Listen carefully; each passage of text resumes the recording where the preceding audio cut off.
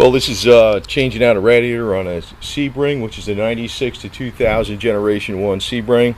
And looks like on the new radiator it has these nice plugs. You can, reverse flow it. In other words, you got a plug here on the top, you got one here on the bottom. So nice easy plastic plugs. You notice it sits in the frame right here. And these are, for lower hose, upper hose right here. This is the radiator, and this is the mount for the fan shroud. So in these top pieces up here, this is where this goes through. And actually these things, you don't need to take them out, but they turn like a quarter turn. I'm not going to pull them out, and that's how these plastic things come out. There's 4 bolts, 2 on each side over here. Okay, 13 millimeter. And then there's the 2 bolts for the hood latch that come off, so you can take this top piece off, the top mount, and set it on the side. And from there, we're just gonna, well, next I'm gonna drain the water because I haven't drained it yet, but I got a big container now to put it in, so I'll do that next. All right, next thing is to take off the 4 bolts that hold on the fan. And Generation 1 has a single fan, and there's a clip here where the AC pipe goes over, where it's pressurized. It's not hard to take out, except I guess this was from the factory, so this never was taken out. These clips I had, they were pushed over the radiator itself. You had to like push the clips out, and normally when you just put this on, you're just going to bolt it right over. It's going to go on a lot easier. So that's just how they installed it from the factory. And draining the water, it's all going in the pan.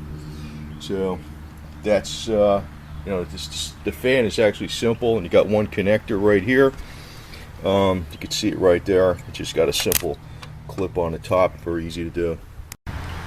Okay, the radiator is out. Now this is the top, and this is the bottom, and you notice on the bottom I took off these rubber things. Actually, they probably should be sitting in the frame, but watch out when you take them out.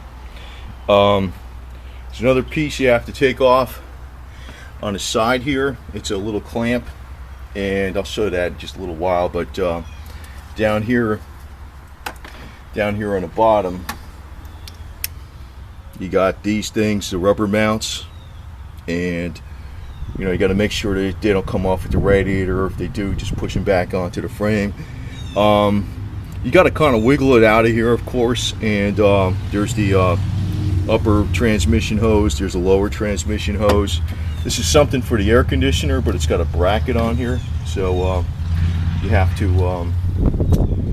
remove that bracket, and I'll show you what it is. It's actually sits right on the side here, and that's what the bracket is. It's just got a little 8mm bolt on it, just a little 8mm bolt. So that's what sits on the side right here. You can see the hose goes in that notch, so you have to remove that bracket, but you leave the AC in place. Next, it looks like this came with new rubber mounts, so I'm going to take those other ones out. So we'll put the new ones in there, slide it in place.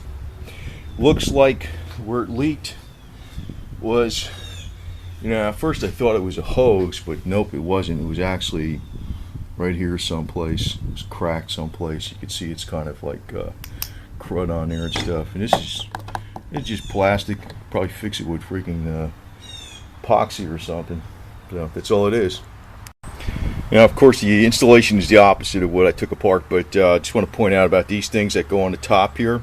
You're probably wondering how they work. You can see, like, you could put them in this way and then turn them. And I actually put a little grease on them so I don't crack them or anything.